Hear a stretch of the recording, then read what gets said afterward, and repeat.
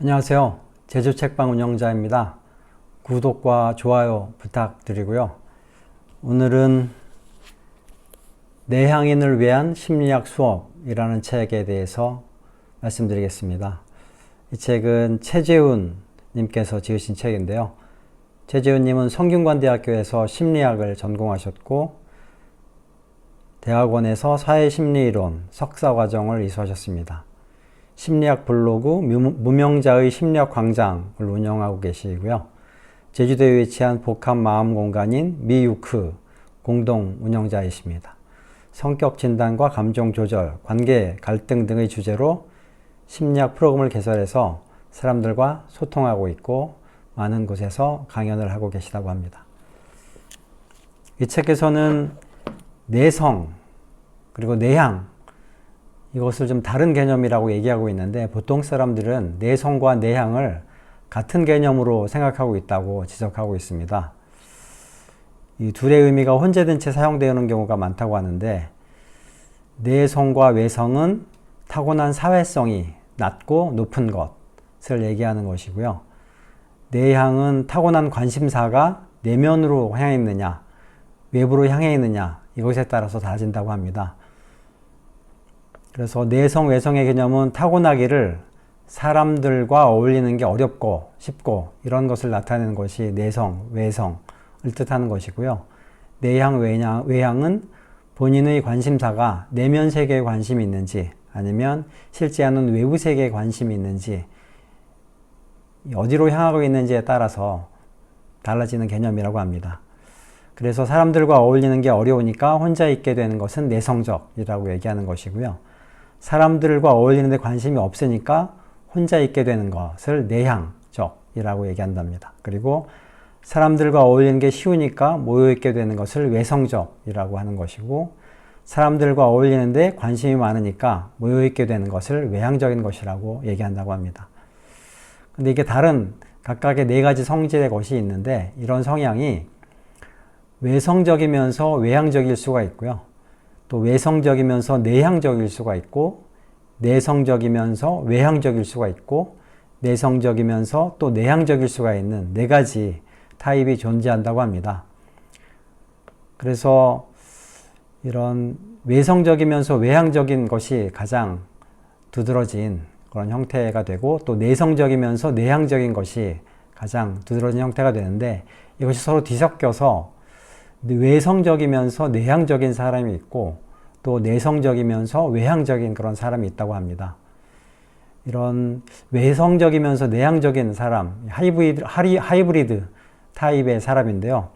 사회성이 좋기 때문에 그래야 하는 자리에서는 리더 역할도 곧잘 하고 주변으로부터 재미있고 친절하고 센스 있는 사람이라는 평가를 자주 듣는다고 합니다.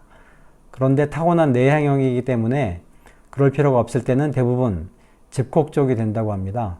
그리고 내향인의 특성상 혼자만의 시간을 방해받는 것을 꺼리기 때문에 연락도 잘 안 된다고 하는데요. 바로 이런 부분 때문에 오해를 사는 경우가 많다고 합니다. 재밌는 사실은 이런 하이브리드는 내향형이므로 다른 사람들에게 별반 관심이 없다고 합니다. 그래서 주위에서 나에 대해서 무슨 말들이 오가는지 모르고 있다가 나중에야 나의 평판에 대해서 우연히 알게 되는 그런 경우가 있다고 하는데요. 이런 일들이 반복되면서 하이브리드는 인간사, 세상만사에 염증을 느끼게 되고 결국 마음의 문을 닫은 채 자발적인 아싸가 되는 경우도 종종 생기는 경우라고 합니다. 저도 이런 경우의 사람을 들어서 알고 있는데요. 정말 사람들한테 잘해주고 활발한데 또 어떨 때는 집에 진짜로 콕 박혀서 연락도 안 되는 그런 경우가 있다고 하는데 이런 성격의 사람이었던 것 같습니다. 그리고 내향인들은 사람들과 어울릴 때 에너지가 방전된다고 하는데요. 혼자 있는 시간을 통해서 에너지를 충전한다고 합니다.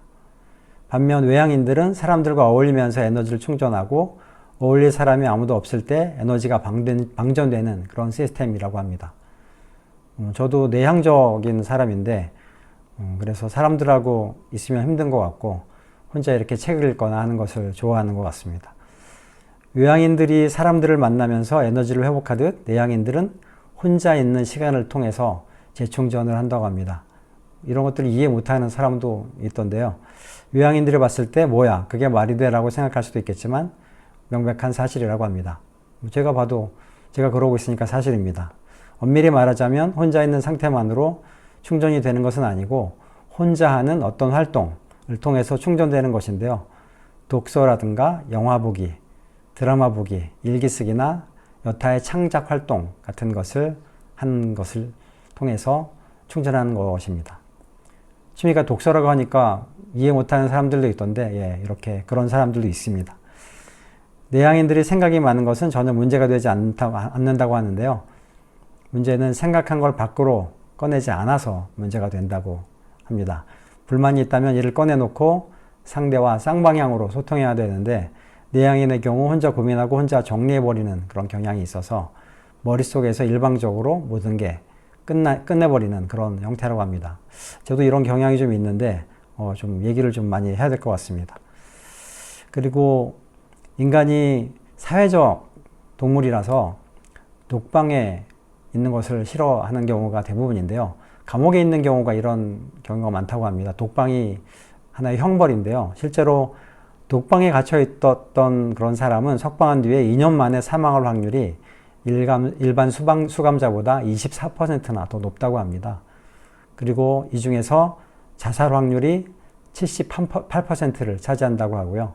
석방 후에 마약 과다복용으로 사망할 확률은 127%까지 상승한다고 합니다.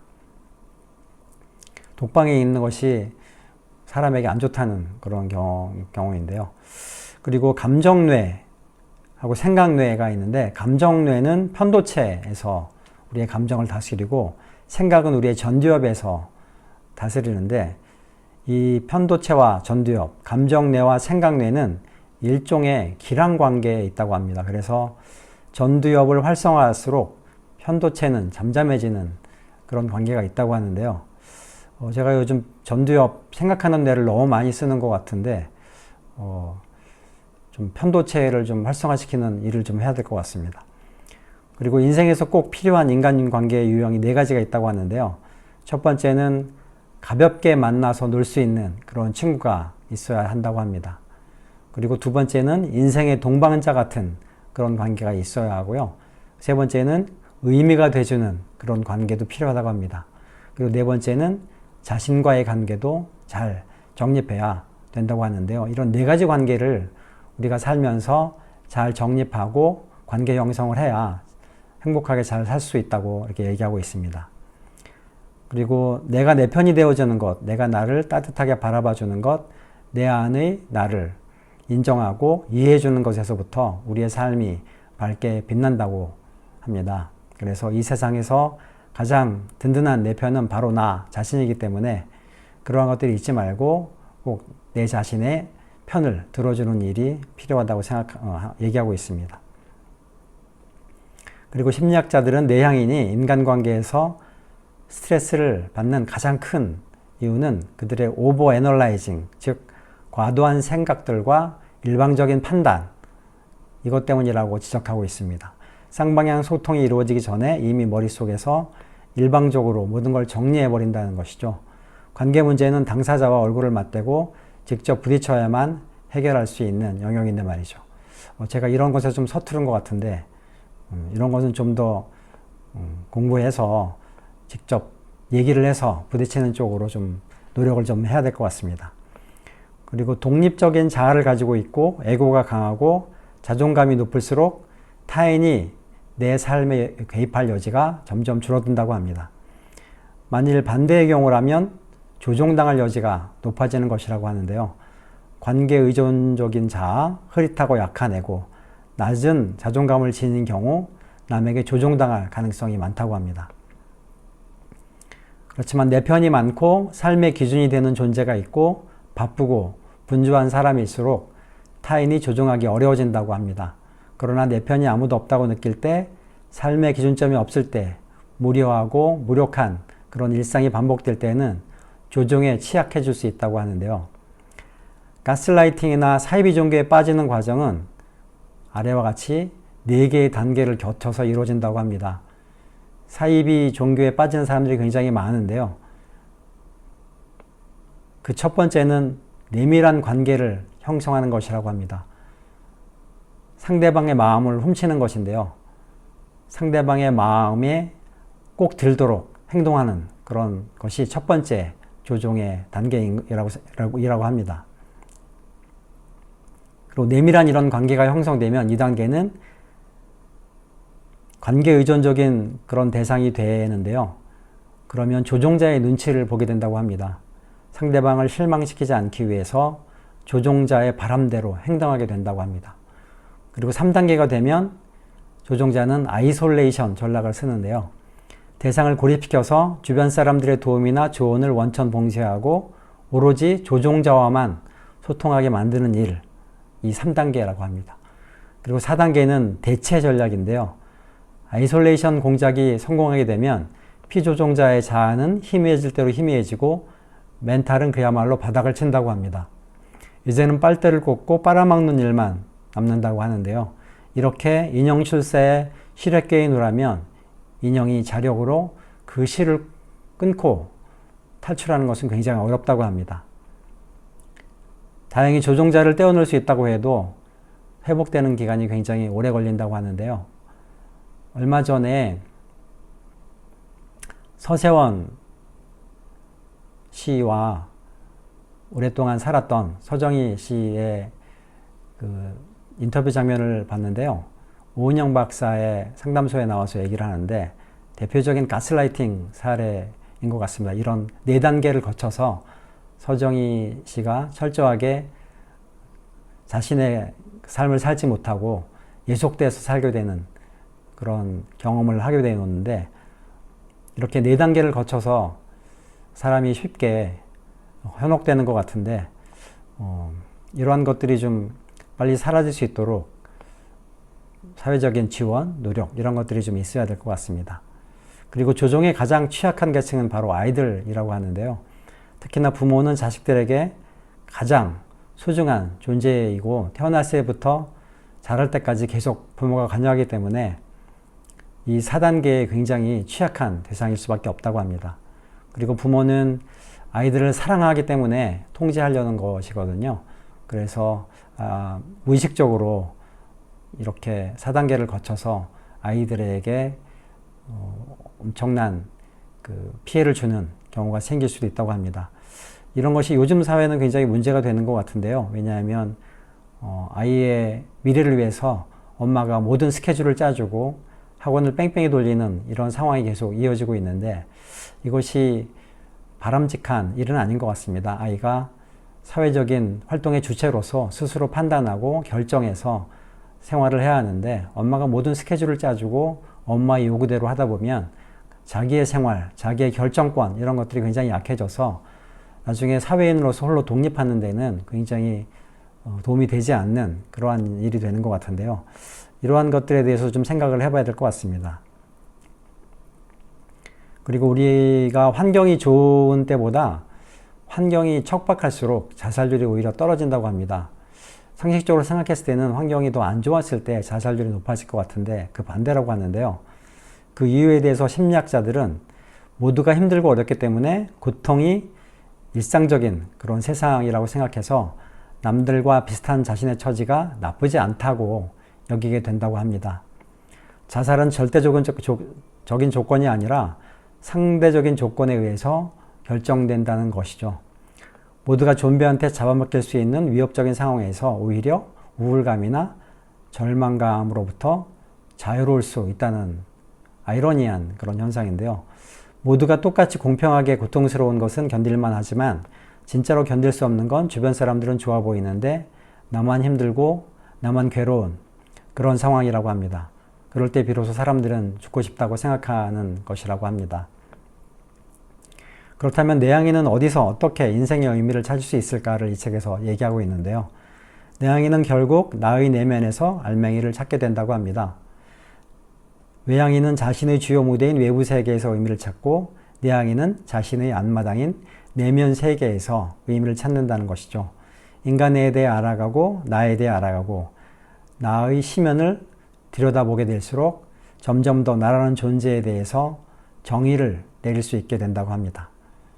외향인들이 사람들에 대해서 투자하면서 인간관계를 살찌울 때 내향인들은 나에 대해 투자하면서 나와의 관계를 잘 성장시킨다고 합니다. 그렇게 내향인들은 자신의 내면 세계를 유영하면서 자신만의 신념과 의미를 반드시 찾아내게 된다고 합니다. 그리고 신경성이 높은 사람들은 행복이 중요한 게 아니라 불행, 즉 스트레스를 받지 않는 방향으로 인생의 전략을 짜야 한다고 합니다.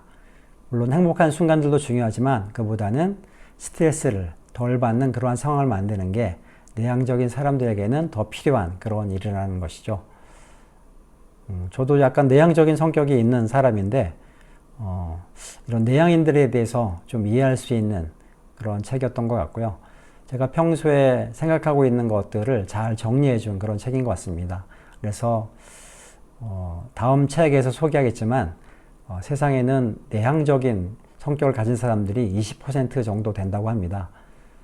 세상에 한 5분의 1 정도 되는 사람들이 이런 성격을 가진 사람들이라고 하는데 자신의 성격을 잘 파악해서 잘 보고 그것이 유리한 방향으로 나의 삶의 긍정적인 방향으로 발전될 수 있도록 공부하고 관리하고 가꾸는 일이 필요한 것 같습니다. 내향적이라고 해서 꼭 나쁜 일은 아닌 것 같고요.